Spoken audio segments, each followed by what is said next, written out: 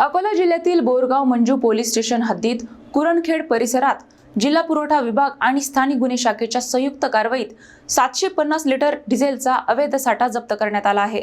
अकोला जिल्ह्यात पेट्रोल डिझेलच्या अवैध साठवणुकीवर प्रशासनाने कारवाईचा बडगा उगारला आहे। बोरगाव मंजू पोलीस स्टेशन हद्दीतील कुरणखेड गावालगत टोलनाका परिसरात जिल्हा पुरवठा विभाग आणि स्थानिक गुन्हे शाखेने संयुक्त धडक कारवाई केली। या कारवाईत शेख मोहम्मद शेख इब्राहिम यांच्या ताब्यातून तब्बल 750 लिटर डिझेलचा साठा जप्त करण्यात आला आहे। या प्रकरणामुळे इंधन काळाबाजार करणाऱ्यांमध्ये खळबळ उडाली आहे। सदर प्रकरणी बोरगाव मंजू पोलीस ठाण्यात गुन्हा दाखल करण्याची प्रक्रिया सुरू असून पुढील तपास सुरू करण्यात आला आहे। दरम्यान जिल्हा प्रशासनाने नागरिकांना अवैध पेट्रोल डिझेल साठा न करण्याचे आवाहन केले असून असे आढळल्यास कडक कारवाई करण्यात येईल असा इशारा दिला आहे। ही कारवाई जिल्हाधिकारी वर्षा मीना आणि पोलीस अधीक्षक अर्चित चांडक यांच्या मार्गदर्शनाखाली करण्यात आली असून संबंधित पथकाचे कौतुक होत आहे।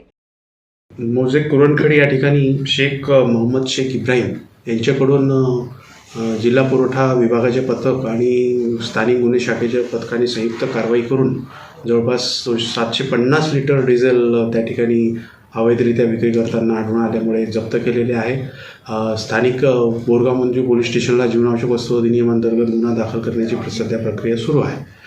तर मी नागरिकांना असं आवाहन करू इच्छितो की सध्याची गॅस आणि पेट्रोल डिझेलची वातावरण पाहता या जीवनावश्यक वस्तू असल्यामुळे यांचा अवैधरित्या खरेदी विक्रीचा व्यवहार करू नये, अवैधरित्या घरामध्ये साठवून ठेवू नये। जेवढी आवश्यकता आहे, आपल्याला जेवढं नीड आहे तेवढंच ते खरेदी करावं।